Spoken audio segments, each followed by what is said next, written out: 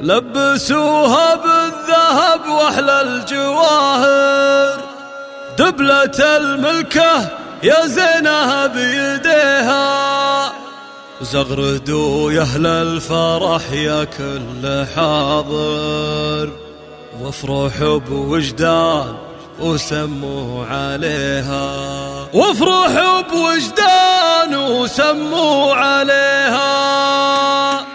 لبسوها بالذهب واحلى الجواهر، دبلة الملكة يا زينها بيديها، زغردوا يا اهل الفرح يا كل حاضر، وافرحوا بوجدان وسموا عليها. باركوها واشعلوا جمر المباخر، عدها اليوم انكتب على اللي يبيها، ما خذاها الا من شيوخ واكابر، سره غاليه ويا بخت قلبه فيها. يا العروس وجدان فرحك ما لا اخر، افرحي يا الفاتنه يا بنت ابيها. يا الامير اللي جمالك حيل ساحر، مرة كل الوصايف تحتويها، من هو قدك بالحلا من هو يجاكر، مرمرك بود العذارى مرمريها. انت بنت الاصل وخصالك نوادر، والادب والطيب انت تملكيها، بنت شيخ منزله بالطيب عامر، هذا خالد والمواقف يحتميها. وامك اللي كنها الا بدر ظاهر، ام وليد والحلايا تكتسيها، واتك اللي يسحر